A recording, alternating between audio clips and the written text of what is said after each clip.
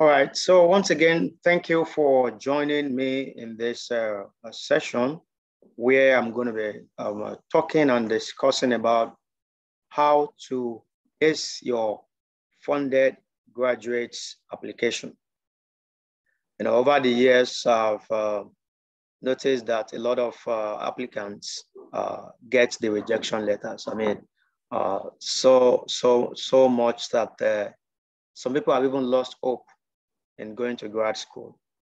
There are a lot of things that might have gone wrong. There are reasons why you have not been accepted into the graduate program you had applied to. Those are some of the things I'm going to be unveiling and unraveling to you today. Why you did not get into your grad school of choice. And I'm also going to be sharing some of the things that you can do to ace your next funded graduate admission. And then I'll also be answering some of your questions. There are tons of questions I got from everyone who had registered. Yeah, I decided to make this session to be such that people have to register to know who are actually serious about their graduate school journey. Graduate school is not for the faint-hearted. Graduate school is not for is not to show off, right? It's a serious work. It requires seriousness and a lot of enthusiasm and consistency in making sure that you achieve your goals. So in the process leading to going to grad school, I expect that people will be serious about it. And that is why I did not make the session open, even though it's a free session, but I intended that people who are serious about their graduate school journey would register and then get the best they can get from the session. So I'm going to, then secondly, I think I've mentioned the three things I intend to do. Number one is to let you know why you did not get into the grad school. And then number two is to share with you some tips, some ideas to ace your next funded graduate school application. And then the third thing I intend to get done today is to answer some of your questions. Okay, I'm going to share my screen and then we'll get started. There's no, the slides I have here, they are not, they are just like a pointer. So they are not like it's not like they are very loaded like that. They are just like pointer to me to know what and how to go about my conversation with you today. So I would like it to be more of a conversational thing, where conversation is like of storytelling and trying to let you know how things have been for me and generally for some people who had gone through me. So yeah, today is going to be how to ace your funded graduate application, right? So my name is Johnson Aina, by the way, and I'm going to be telling you a little bit about myself. So who is Johnson Aina? Currently, I am a doctoral student at the University of Manitoba. I am working on additive manufacturing of a superalloy through selective laser melting.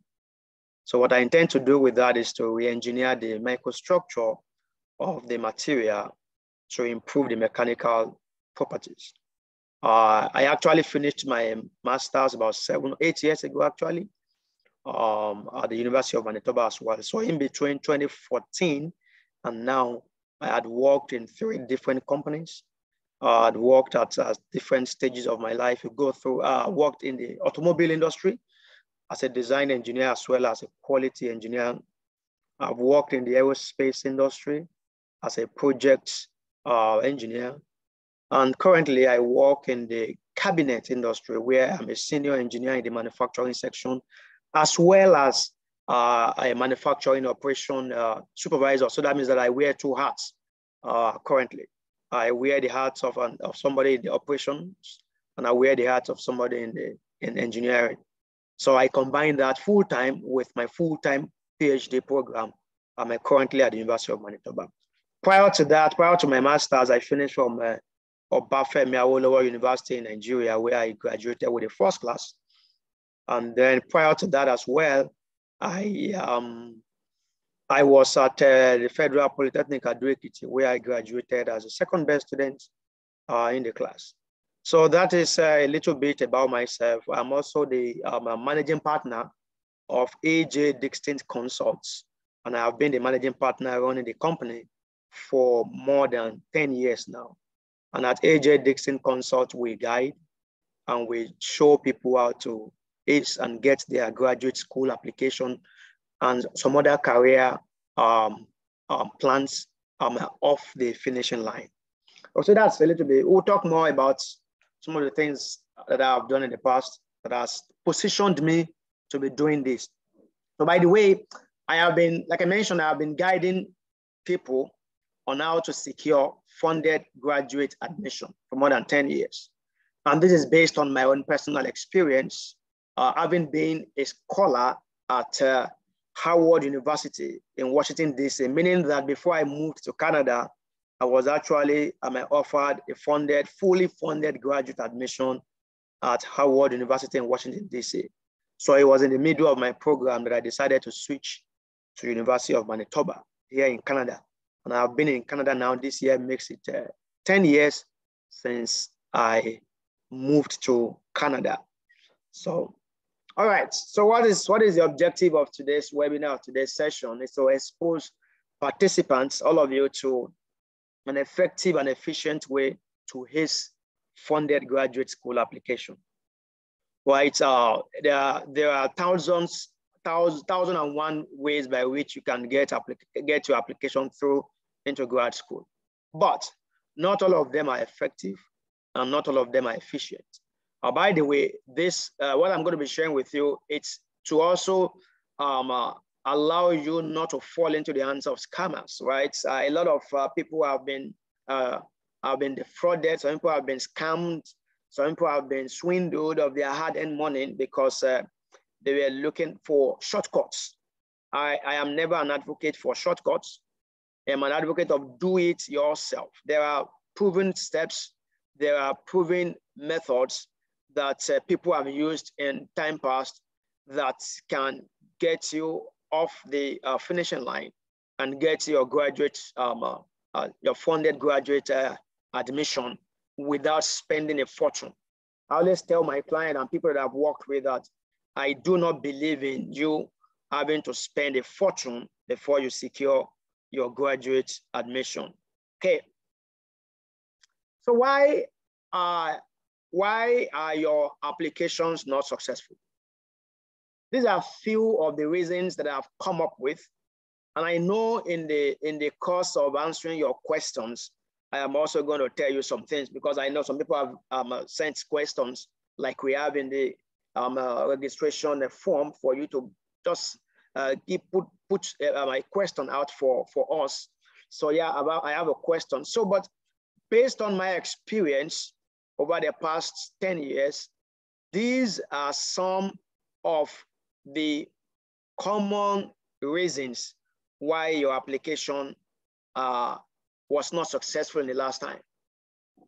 Now, I know that some of you have seen that in the past few months, if you are very active on LinkedIn and Twitter, you would understand that between February and March and parts of April, there were tons of, oh, congratulations, I've just been accepted into this school and that school. Oh, I have just gotten offered into multiple grad school. Oh, I am going to the University of ABC. Oh, I've just gotten this scholarship to go to Europe, or I'm going to China, or I'm going to Japan, or I'm going to South Korea, or I'm going to Ghana, I'm coming to Canada, I'm going to the US, I'm heading to Scotland, or I'm going to London.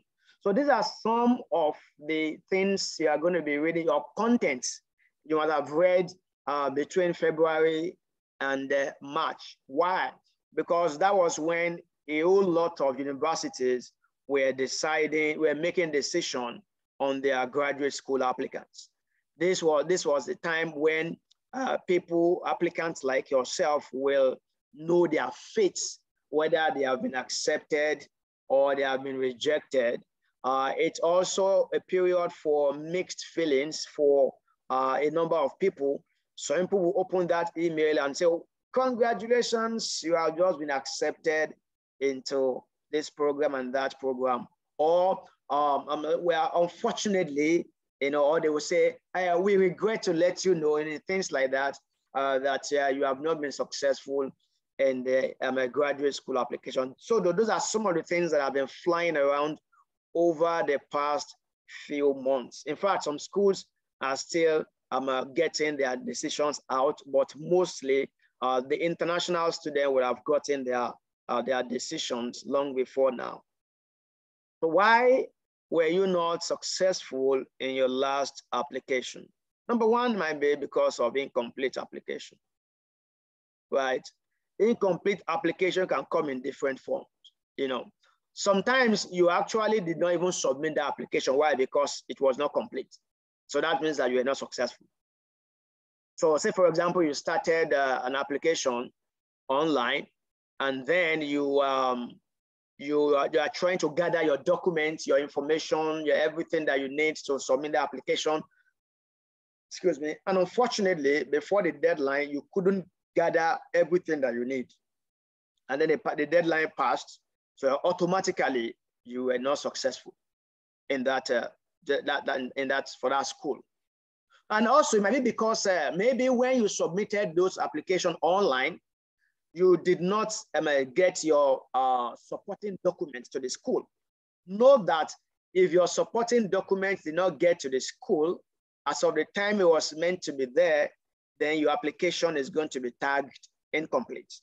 And an incomplete application is not going to be successful. So incomplete application is very common, and it's mostly because of lack of planning ahead of time. It is mostly because of somebody is looking for shortcuts to get things done, and because of that, they were rushing and not being able to get every of their documents, or to be careful in ensuring that the application is complete. Some people, because they couldn't make payment from their home country, they will forfeit the application. I know that there are some countries where you cannot pay a graduate school application fee online because of some security reasons. So you must find your way around getting that application fee out. So invariably, you might not have been able to pay your application fee, and failure to pay application fee, you are not going to have any decision that will be successful. All right, so that is number one. Number two is non-competitive GPA. Now, I need to pause and let you know here that a GPA is one of the very critical piece of information or piece of document that you will need to get your graduate school application off the line or off the finishing line. When your GPA is not competitive enough, I'm going to stop sharing for a minute so that I will have, okay, you can see me very well. Now, your GPA has to be very competitive. And when I say very competitive, I did not mean that you must have a perfect GPA. I didn't mean that you must have all A's. I'm only saying that your GPA must be competitive enough that your application will be considered. A lot of people would not even get the application beyond the Faculty of Graduate Studies because an initial review of their application will show the graduate school that this person does not meet the requirement in terms of GPA for this program. And before they even review the person's application, the application is already sent back to maybe to him or her, or they wait until the application cycle is over, and then they will let the person know that, sorry, we could not offer you admission because you did not meet the minimum requirement. So how do you avoid this? I'm going to be sharing that in the second part of this presentation. So I'm going to share my screen again. All right, so we're here. So so your GPA must be high enough for it to be competitive. Say, for example, I know people from Nigeria, they are quick to tell me that, okay, if you ask people, for example, in Nigeria now, if you say, okay, what was your GPA at graduation? They will tell you, I have second class upper. Yes, you have second class upper, but the range of second class upper is so wide that if you don't tell me exactly what the number is, you will get me confused. So having a second class upper does not automatically qualify you to apply to certain schools and certain programs. Now, as far as I understand, I know that second class upper in Nigeria, for example, it ranges between 3.5 to 4.49, 3.50 to 4.49 over 5. So now look at that wide range.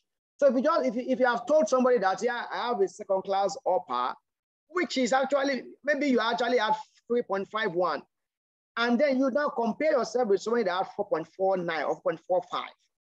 There's huge difference, huge difference. The guy with 4.45, 4.49, 4.40, 4.3 will have a better competitive GPA than somebody that has a 3.51, 3.52. While I am not trying to downgrade the effort you have put into scoring your 3.52, I'm only saying that you must look at your GPA side by side with the requirements of the school before you apply to that school. Okay? So when your GPA is not competitive enough, you might not be successful in your graduate school application. The other reason why maybe you were not successful in your last application was because of low GRE and TOEFL. I know that in the last 2 years, a lot of universities are waiving and have waived this requirement. So tons of people took advantage of it in 2020. Some people took advantage of it in 2021. A whole lot of people took advantage of this waiver in 2022. We do not know what is going to happen in 2023's admission cycle. But these are things that if GRE or TOEFL or IELTS is a major requirement in the application to that grad school, you had better have a better GRE. Because all of these pieces will come together before a graduate school will make decision whether or not they want to give you admission. So having a low GRE, having a low TOEFL, having a low IELTS, and not having a very good competitive GPA and an incomplete application can hinder you from getting your congratulations, you have just been accepted message in your email. Now, another reason why your application has not been successful in the past years or in the past rounds is because your statement of purpose is not impressive. Yes, if your statement of purpose is not impressive, then you are going to lose marks in that section too. Your statement of purpose is that document, is that essay that will tell your story to the committee in the Faculty of Graduate Studies and in that department you are applying to, telling them and giving them reasons why they should take you. So you must be able to tell your story in a way that it will be compelling, it will be authentic, it will be genuine, that anybody that reads it will be able to connect. If a professor should read it, he will be able to connect. If it is an administrator that read it, he must be able to connect with whatever you are writing because it is authentic. It is an opportunity for you to pour out your mind and give them reasons why they should pick you ahead of somebody else, ahead of the thousands that have applied to that school. Don't forget that every school you are applying to, there are thousands of people who are equally applying to that school. So your statement of purpose must be very impressive. And that very is bolded and underlined. It has to be very impressive. It has to be very impressive. It has to be very impressive. A lot of people loses out of graduate school application decision round because of weak SOP. Yeah, because their SOP does not portray somebody who is ready for graduate school.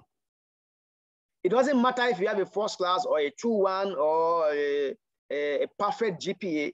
If you cannot communicate why you need to be in that school, my friend, you might not get the opportunity. You must be able to convince people that are reviewing your application that, yes, I am the best candidate to be considered. Yes, these are the reasons why I have to be there. How do you put up a SOP that even somebody who is not a professor will not be impressed?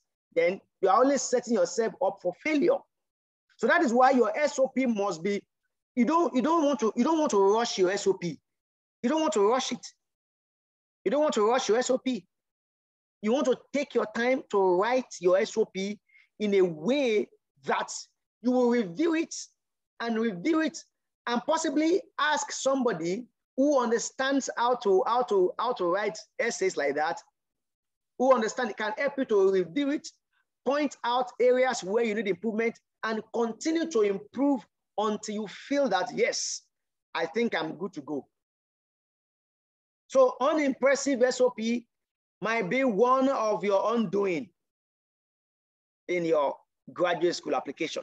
Lastly that I have here is highly competitive schools. Now, I know that everybody wants to go to the Ivy League universities in the US, for example. Everybody wants to go to Princeton. Everybody wants to go to Harvard. Everybody wants to be in MIT. Everybody wants to be in Caltech. Everybody wants to go to University of California. Everybody wants to be in Stanford. However, you have to understand that if you are going to apply to all of these highly competitive universities, you had better have a very highly competitive GPA, or let me say highly competitive documents and supporting documents. Your essay must be solid. Your GPA must be top notch. Your GRE must be in the highest, almost the highest percentile, right? Because don't forget that some of the best minds, some of the best brains across the world will equally want to attend those schools. Am I saying you should limit yourself when you're applying to graduate school? No.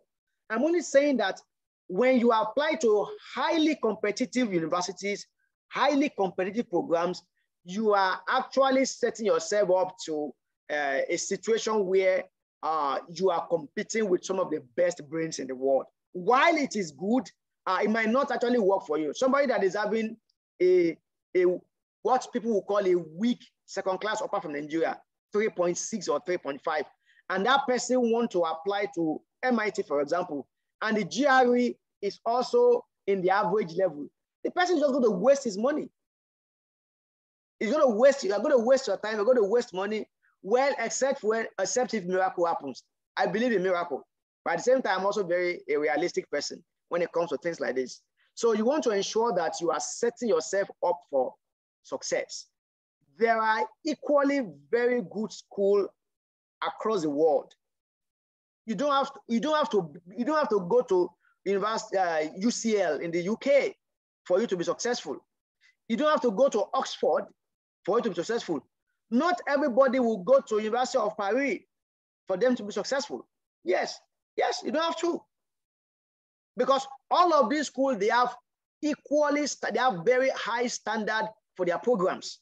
So whichever of them you are applying to, just know that you are applying to a school or a program where you have higher chances of being accepted.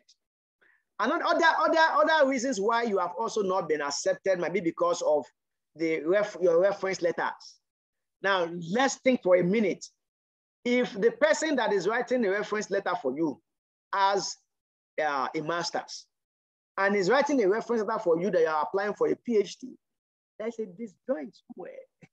You know, they're going to rank people, your referees, people that are writing your reference letter for you, they're going to rank them They rank them and they rank whatever they are writing for you.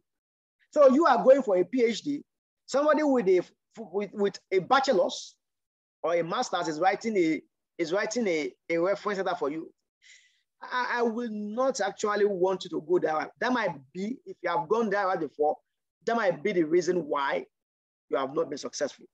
Now, having known some of these reasons why you have not been successful, are there now ways by which you can get to a successful ending in your graduate school application? Are there ways by which you can improve your chances of being successful when you apply to graduate school? Okay, yes. And what I'm going to be sharing with you are based on my experience over the past 10 years, based on what I've seen people go through, based on how successful people have been following some of these steps. And that's the reason why I'm going to be sharing them with you. So now, look at this. So how then can you ace your graduate school applications? What are some of the things you need to do to ensure you are putting yourself in a position where you have better chance of getting into grad school? Number one is to start early. Yes, start early. Start early. You know, remember what I told you when we were talking about incomplete application? You do not want to rush your application. It can lead to failure. When you start early, you take your time to gather your thoughts, to write your SOP.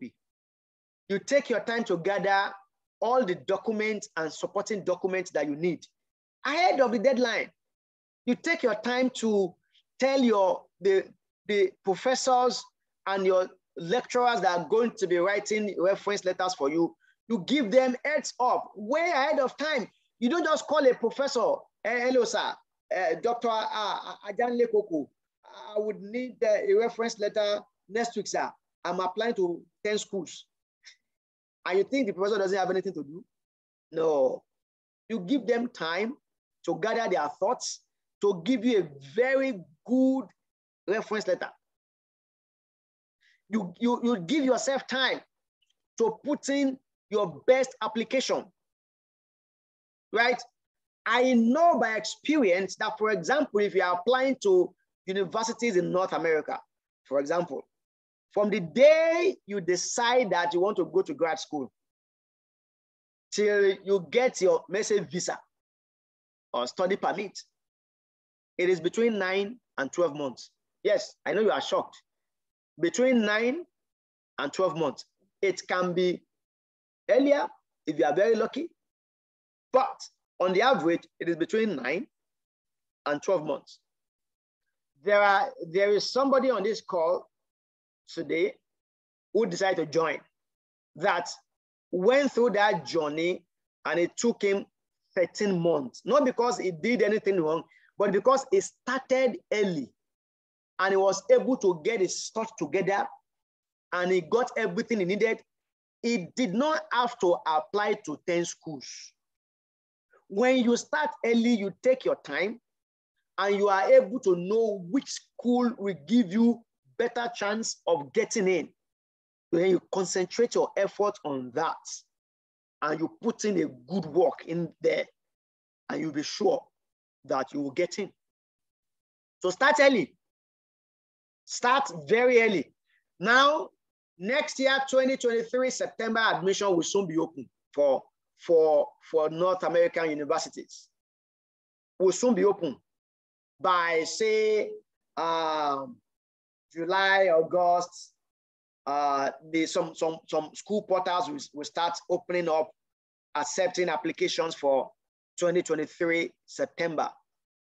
Now, if you are thinking about 2023 September, you better start to plan now. This is May. Before you know it, it is December. By December, a whole lot of universities will have closed their portals for applications. So if you want to set yourself up for success, start early. Number two, develop reason, sound and solid reason why you want to go to grad school. Ask yourself, why am I doing this? You must be able to put it in words. You must be able to articulate it. Why do I want to go to grad school? Why do I want to earn a master's? Is it because my dad is pushing me to earn it? Is it because my friend is now in Canada? I also want to show them in my area that I can go to Canada. Is it because you want to just prove to yourself that you can do it? Whatever the reason is, just articulate it. Because it is that reason that will continue to push you and encourage you at the same time to get to the finish line. Develop a solid reason why you want to go to grad school. Lack of reason can make you distracted, can get you distracted. If you don't have a solid reason why you want to go to grad school, you can be distracted. And you want to avoid distraction at all means, by all means. That is why you must come up with a solid reason. Number three, critically evaluate your credentials. Your resume, your GPA, evaluate your credentials with using the universities you want to apply to as your benchmark, not your friend. Say, for example, you want to apply to University of Manitoba, for example, here in Manitoba, in Canada. You want to get your transcripts, you want to get your results, everything. Check the university website. What do they need from somebody that is applying to their grad school to have in terms of GPA? What should be the minimum that I should have? Knowing well that having a minimum GPA does not actually guarantee success, but at least you will know that at least they will consider you. So critically evaluate all of your results, all of your credentials, your resume, and everything. Critically evaluate those things. Critically evaluate all your documents to know which of the schools, there are thousands of schools around the globe that you want to go to. That is where you must be able to take your time to look for schools in whichever area you want to go to, North America, Europe, Africa, Asia, Australia. Take your time to review all the universities and know which one will fit what you have. There are schools that will accept your 3.51 out of 5. There are schools that will accept your 3.75. But there are schools that you have to struggle with your 4.2. So you have to be able to look and evaluate your transcript critically before you launch out for grad school or to any of the schools. Search for and get a professor before you apply. I am an advocate, a very strong one for that matter, for you to get a professor in a school before you apply, except if the school does not encourage it. But I still advise you to do that. When you secure a professor in the school you want to apply to after doing your preliminary studies, you will find out that the professor will be the one to front for you when they are making decisions. In that case, you and the professor, you have exchanged emails, starting with your letter of introduction. That's what I term letter of introduction, which is a letter that introduces a prospective graduate student to a prospective professor. It is a mini SOP. Your letter of introduction is a mini SOP, meaning that if you can do a good job in coming up with a sound and solid letter of introduction that can convince a professor to start exchanging emails with you, then you are just halfway through getting your SOP together. Plus, if you can convince a professor that you are the best candidate to be considered in a lab or in his lab, then you are sure that you are not going to be competing with the crowd. And I'm going to explain what I mean by that.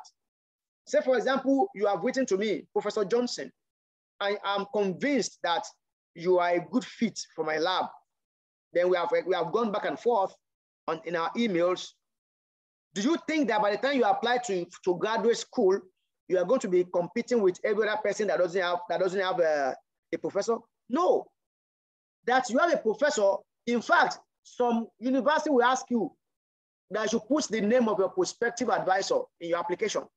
So meaning that you are expected to have done your homework in securing a professor before you even apply to the school. So do yourself good, put yourself in a vantage position by ensuring that you search for and you get a professor before you start applying to schools. It doesn't matter if you apply to 20 schools. If you are expected to have a professor and you don't have, my brother, sorry, your application might be dumped into the garbage. Have a great letter of introduction, like I mentioned. So that I think I've covered having a great letter of introduction. That is, I cannot overemphasize that.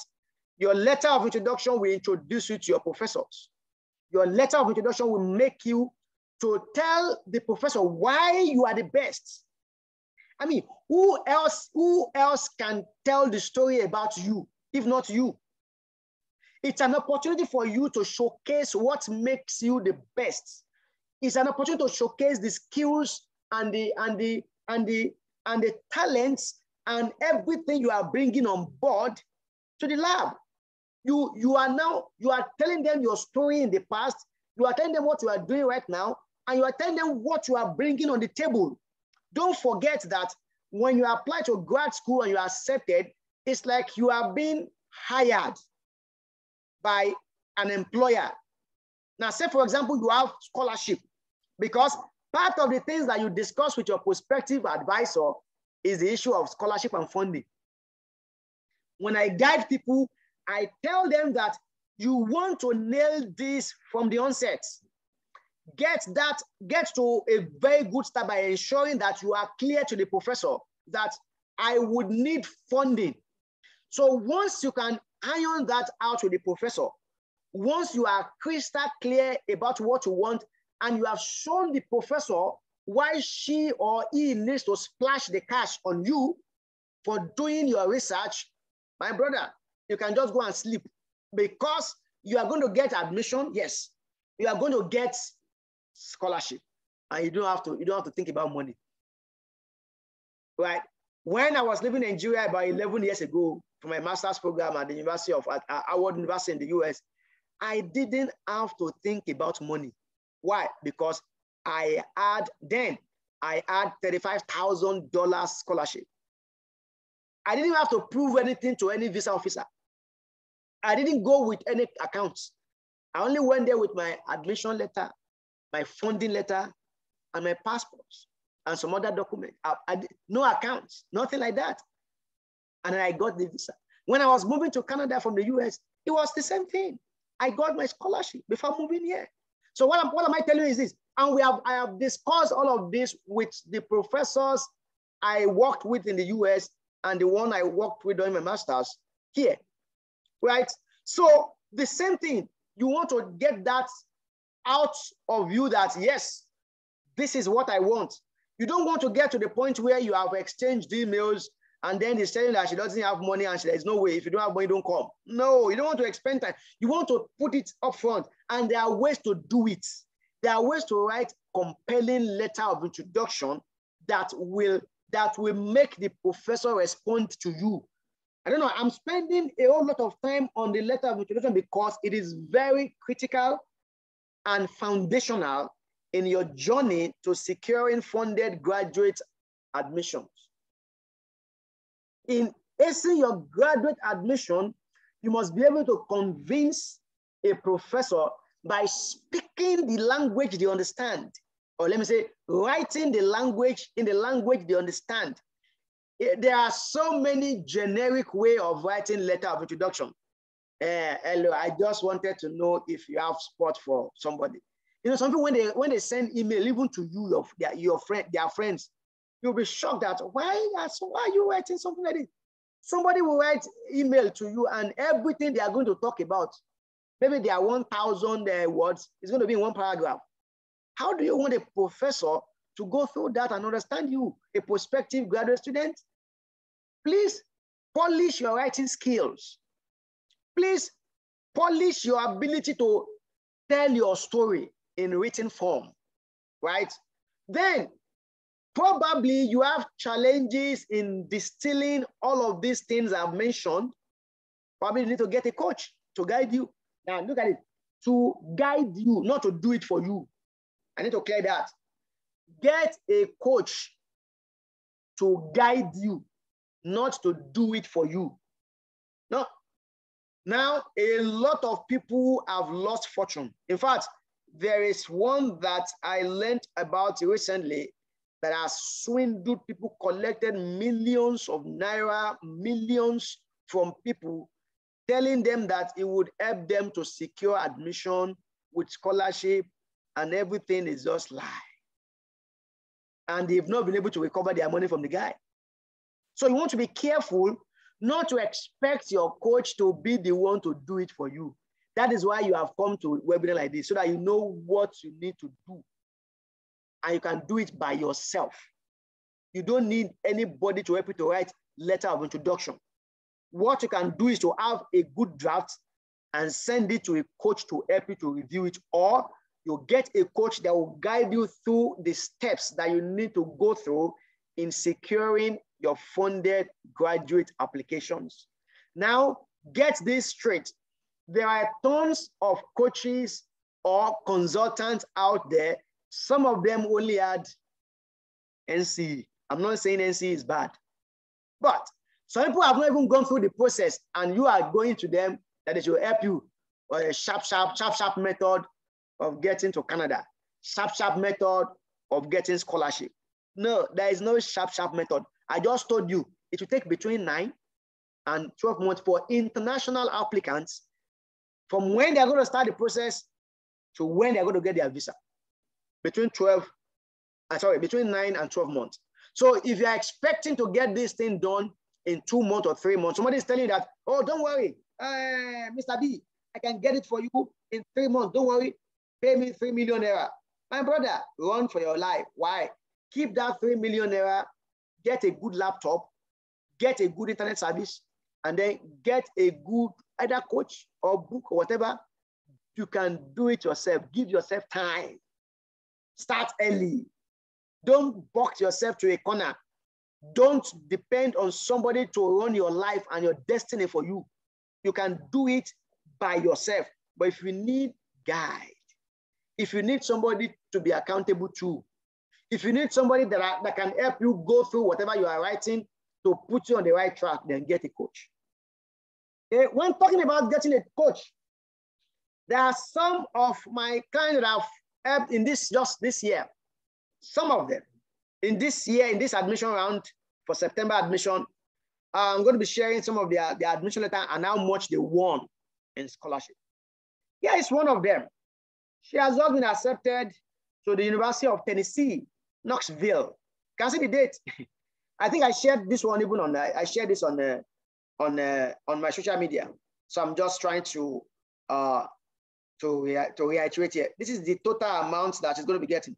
This offer is over $53,000 per year. And you see that? That is how much it got.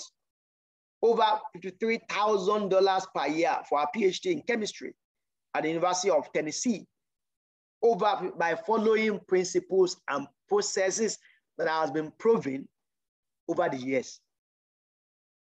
This is another person, University of Alberta. University of Alberta, she's going to be getting $24,000. $24,000 per year is what she's going to be earning.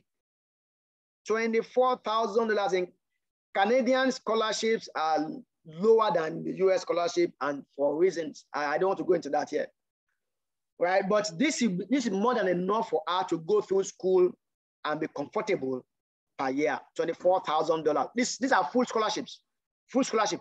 She doesn't have to bother her parents to get any other money. This is more than enough for her to go through school and be comfortable. The last person that I'm going to be sharing just for this session is he got admitted into Florida Atlantic University, and his total package is about 45,000. So there is 20 year, there is 20 year, and there is 15 year. Total, oh, then okay, there's 5 year, there's 5 year, there's 20 year, there's 15 year, and you see everything is going to around $45,000 per year that this person is going to be enjoying. And guess what? This person is getting into PhD, direct PhD, by the way, direct PhD from bachelor's to integrative biology department at Florida Atlantic University. Florida Atlantic University. You will see that none of these people went to Harvard or whatever, or applied to Harvard or MIT. I'm not saying they shouldn't go, but when you get $53,000 per year, that is a lot of money. That is a lot of money. $24,000 Canadian, that is a lot of money. And then getting about $45,000 per year, that is equally a lot of money you can get by doing it yourself or getting a coach to guide you. All right. So now if you need a coach and you need, maybe want me to guide you, you want me to be your coach, mind, I am not going to do it for you. Please, you can connect with me on my social media handles, and then I'm going to reach out to you. And we're going to work out things. It's not free. Let me just say, I charge a fee for the time I'm going to be spending with you. And then here's our website at AJ Dixon Consult. We also have our Instagram handle, and then our website there, ajdixon.com. And I also want to say that someone is going to be sharing our website there. I wrote a book. You can see this is the book, Funded Graduate Admission, 10 Steps to a Successful Graduate Admission in North America. If you think this book can help you, which I know, because you don't even have to come to me. If you don't want to, you can get a copy of this book, and then a link is going to be shared on the chat where you can purchase a copy, both in Nigeria and any part of the world. It's on Amazon. It's going to be delivered to you. So that is another way by which you can also get yourself not to be swindled by people. Get a copy for yourself or get a coach for yourself. Yeah, that is about 1 hour of talking. I'm going to stop sharing my screen right now so you can connect with me. I am very active on social media, on Instagram, on LinkedIn, Facebook. We are there, and they say our company too. I'm an AJ Dixon Consult. It's on Facebook as well as Instagram. So I'm going to stop sharing, and I'm going to be answering some of your questions. All right, I have some of the questions here. I'll answer a few of them now, and if there's anybody in the audience that want to that speak and ask their question, then that will also be entertained. So in the next couple of minutes, I'm going to be answering some of these questions. So far, if you have gained 1 or 2 things, can you let me see that by maybe put some emoji to let me know that you have gotten some things from this session so far? We'll put in some emoji. Let me see. Yeah. Okay. Thank you. Thank you. So now I'm going to answer some of these questions that you have sent in. Somebody said, how can I be positioned for a response from my cold emails to professor in search of funding? Now, I think this is, I think I've answered this one. One way to improve your chances of getting better responses from professor is by speaking to their emotions, by making sure you are doing a good job with your letter of introduction. You don't just write a random letter of introduction to professors, or there is no one size fits all. So meaning that if you are identified 20 professors to apply to, you must be able to coin out 20 letter of introduction to them. It has to be tailor-made. Applying to grad school is a lot of work. Don't let anybody deceive you. It's a lot of work, but you can make it easier for yourself by ensuring that you are following process. You are not rushing yourself. Construct fantastic letter of introduction. And what does it mean? Just tell the story about yourself. Tell the professor why you are the best. But you must do that by speaking to the emotions of that professor. Take, for example, I'm a professor. Say I'm a professor that specializes in additive manufacturing of superalloys. If you want to write me letter of introduction, you want to be able to bring in something in that area that will make me to connect with you. That will make me to connect with you. So ensure that you are speaking to the emotions, and you can improve your chances of getting good response. Okay, how do I source for funding opportunities? Well, go to the school's website. You will have information about that. And then by the time you write to professors and reading about them on their website, you will know. In fact, I gave a whole lot of information on how to know whether or not your professor has funding, or the professor you want to go for has funding. Yeah, there are tips by which you can get to know if a professor has funding by following some steps there. Some tips there that you can enjoy. Okay, what makes your application stand out? I just mentioned it. I think I've answered that question in the course of my presentation. It's everything, from your letter of introduction to your SOP, to the reference letters you are going to be sending, to your GPA. All of this would make for a very good application. Now, what is the easiest way to get admission at affordable schools in the UK, US, and European school? Follow the steps. Don't look for shortcuts. If you look for shortcuts, you are going to be scammed. Don't let anybody deceive you that you can get admission to US, for example, or Canada, for example, in 2 months. They are just going to scam you. Follow the process. Go through the university system, the university website, identify professors, and then write to them. Write and write and write and write. I think that is, I cannot overemphasize the fact that you need to write and write and write to professor until you get yes. But you can make it easier for yourself by following certain identified, proven method that a lot of people have on the social media, on internet, and that I've also written about on internet, as well as in the book I published and launched last year. Okay, how do I get full funding for a graduate program, and how do I go about funding my account for visa application? Now, that is a very good question. When you get a full funding for your admission, you don't need to fund any account most of the time. My experience and the experience of people that have gone through me is that once you have a solid funding, for your admission, you don't need any other accounts to supplement whatever you want to use to apply for your visa. No, you don't need it. You don't. The guy that got admitted to that floor, one of my clients recently, in fact, they did not even ask him for any other documents. All he did was to present them the admission letter, the funding letter, and the passport. And recently, he sent me a message. His visa has been approved, right? The visa has been approved. So the person is actually on his way to the US this fall. Okay, I'm going to answer 1 or 2 questions, and then I'm going to allow 1 or 2 people to ask their questions from the audience. Okay, somebody said, now that I am waiting for my final results, can I submit application to graduate school? Yes and no.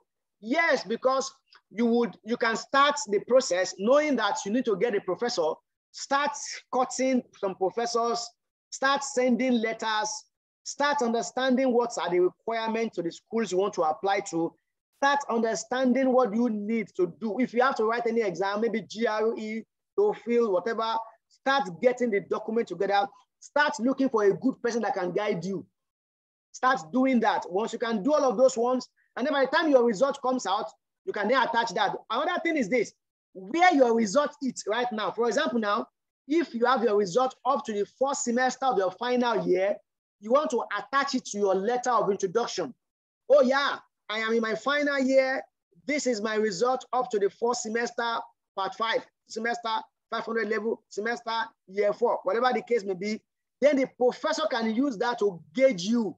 So yeah, okay, this is good, fantastic result. Oh, then by the time your final result is out, then you can just then update it and send it to the professor or to the school. But you don't jump to applying to grad school without knowing whether or not you apply to the school. Now, the way I always like to tell people is this: you don't need to apply to 10 schools to get admission. You can apply to one school. The lady that got admitted to University of Alberta applied to just one school in Canada, and she got accepted there. Why? Because she followed due diligence. The guy that got admitted to Florida Atlantic applied to just 2 schools. So you do not need to apply to 10 schools. If you do your due diligence, you will be sure that I will be accepted in this school. Okay, so one more question, and then I'm going to open the floor for 1 or 2 people to ask their question. Okay, somebody said, how do I sustain my admission if I am denied scholarship and I don't have other financial aid? What do you want to sustain? You are denied scholarship. You don't have other means. There is no need to keep the admission now. If you don't have scholarship and you don't have money to fund yourself, my brother or my sister, the best thing you can do is to now go back again, see how can I get scholarship so that you don't have to be thinking about money. And you can only do that by making sure that you have evaluated your credentials critically before you apply to those schools. You don't just apply to schools because you want to apply. It's a lot of money to apply to schools. $100, $200 is a lot of money to apply to grad school. And that is minus you getting your results evaluated either by WES or whatever, if your school require that. That's a lot of money. It's still me getting your transcript from schools, especially if you are in Nigeria. I know how difficult it is to get transcripts from universities in Nigeria. You don't want to go through all that and then just submit your application because you want to prove to somebody that even me too, I've applied to University of California, and you know that you cannot get in there. You just wasted your money. So if you have not gotten scholarship and you don't have a means of funding yourself, I would say step back and get somebody who can help you. If you cannot do that, evaluate yourself and your situation and give you the proper advice on where to go. Okay, so I'm going to, if you can raise your hand and let me know if you want to talk, those 2 people this time around, and then I want to close off this meeting by 1:15. Okay, Techno Spark. Okay, you can unmute yourself and then ask your question. Very straight to the point. Thank you so much. Good evening, sir. Good evening, sir. I joined you very late because I was, in fact, I've not even off my clothes. I was rushing home to join the class. Okay. Thank you, sir. Please, I even sent the question I wanted to ask just now. There. The question is this: I have 2nd class lower, can I be considered for scholarship? Oh. Okay. Is that your question? Yes. Thank you. You can mute yourself back, and then let me try and answer the question. Now, can you be considered for scholarship? The answer is yes and no. Yes, if you do not apply to highly competitive school. No, because 2-2 is not competitive enough. But can you still get in? Yes, you can come up with other things that can augment your results. You can come up with other things that can augment your results. So coming up with other things that can augment your results, like maybe work experience or other areas, will help you to put yourself at a vantage position. But looking at it on face value, 2-2 is not competitive enough. But Say, for example, now you had maybe GRE is required and you had a very wonderful GRE score, you had a very wonderful SOP result, and you have been able to convince a professor that you are good based on maybe your experience and things like that.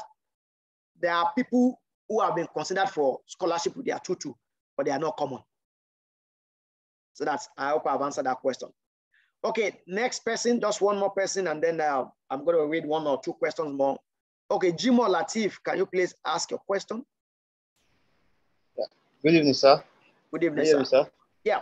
Yeah, thank you. Yeah, please, I joined late. I want to ask if I can get this material for presentation. I saw some part where you're saying that how do we ace our funded that scholarship? I didn't get it complete. So I didn't get that. I didn't get your question. This presentation, the material used for presentation, I don't know if it is possible for us to get it so that we can create a kind of checklist for ourselves to know whether we are meeting up or something. Okay, that's a good question. I think I mentioned earlier in the session that I am going to be uploading this video on my YouTube channel, so everybody can go to my YouTube channel and watch again. So you can watch as many times as you can. You can subscribe there, like the video, share with your friends. I also have other videos that are there. Watch. The essence of doing all of these things is to be able to let you do these things yourself so that you don't get scammed. There are a lot of scammers, especially in Nigeria. People that have not even gotten to Muritala Muhammad Airport, they are consultants, and then they are collecting millions from people. But you can do it yourself. And that is why I'm doing these sessions once in a while, and I have videos also on my YouTube channel that you can go there. So I would encourage everybody on the call, you can subscribe to my YouTube channel. This video will be uploaded in the next couple of days, and then you will be able to watch it and other videos there. And another thing you can also do that can help you is to get a copy of my book. I think the link to get that is also shared on the chat. You can go there. If you are in Nigeria, we have a dedicated link for you to place your order, and it's going to be delivered to you within days. Mind you, we have copies already in Nigeria. And then if you are in any part of the world, you can order online through Amazon, and Amazon will take care of that. We have signed an agreement with Amazon. Amazon delivers, so we don't have anything to do with that. So you order just like another item on Amazon, and then they are going to deliver. And if you are in Canada, if you reach out to me, it's possible for me to be able to get you an autographed copy. I can ship it to you, but at your own cost anyways. But if you're in Winnipeg, where I live, I can actually autograph it. Sometimes I've done a lot of delivery myself. I just drive around and deliver to people. So yeah, I think that answered your question. So one more question, and then I'm going to answer one or two questions here, and then I'm going to call it a day. Another person that has any question? Okay, Adewale Adegboyega, yes.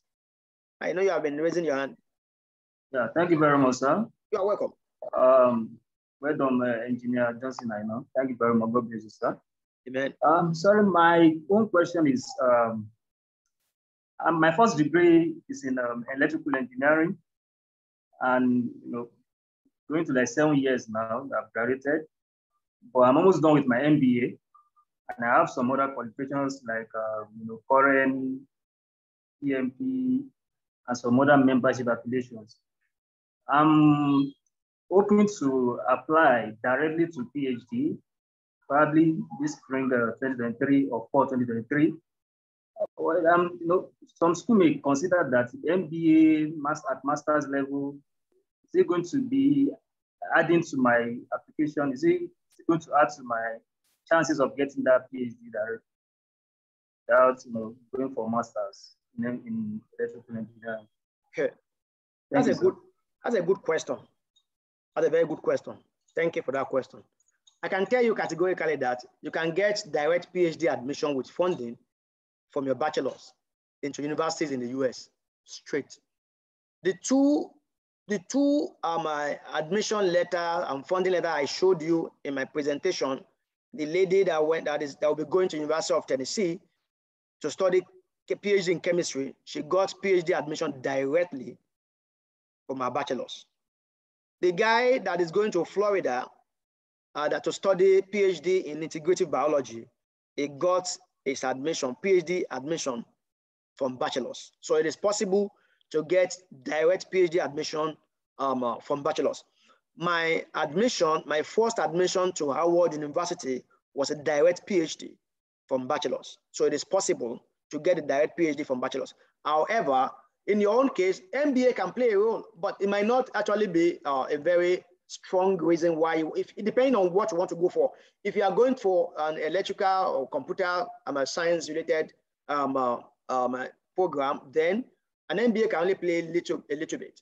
PMP and some other things can help because you're going to be managing projects, right? Current, NSC, yes, they can also be helpful, but you have to be able to coin them together. And how are those things going to now help you to be a good candidate or to be a good researcher with your professor? So when you are reaching out to professors, you want to bring all of those things to fore. And then you are not just bringing it, I have this, why you having that? What will they do when you come to my lab? That is exactly what I want to know.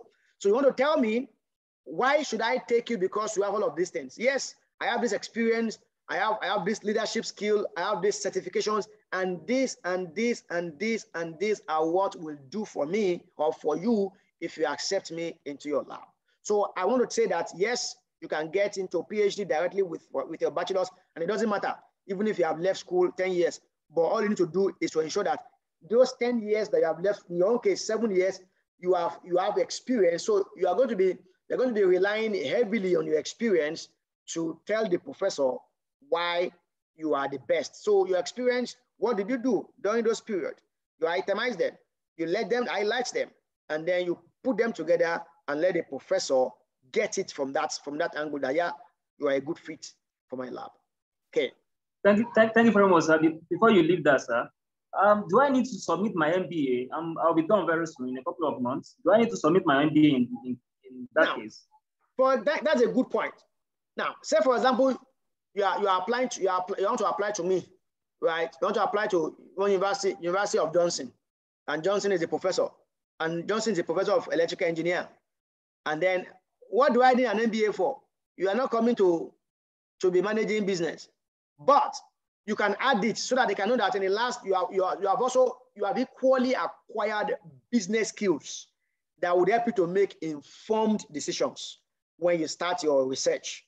So yes, you can add it so that they know that in the last 7 years, you have not just sat down doing nothing apart from your experience. You have equally increased your knowledge, but you have done that from the business side of things. So I wouldn't say don't put it, but it might not carry as much weight as your bachelor's will carry, and every other thing you have done in the electrical field to put you in a vantage position for a PhD in electrical engineering. All right. Thank you very much, sir. You are welcome. One more person and then we wrap it up. Okay. If there are no more person, I think the links to all of the resources that you can get have been shared, and you can reach out to me, connect with me on social media. I am very active there, and I share a few things that can help you to navigate through this process. I would highly recommend you get a copy of this book, and I would highly recommend that you have me as your coach because I have the experience, and then I have guided a lot of people to secure their funded graduate admission by. I'm saying guide. I did not do it for them. I guided them. They did it for themselves. I just guided them until they were successful. And they have been very successful in doing that over the past 10 years. So thank you so much for joining. Like I mentioned, this video is going to be uploaded on YouTube. You can go back there, watch as many times as possible, and some other videos there. I wish you all guys all the best. Thank you so much and have a wonderful evening. Bye-bye.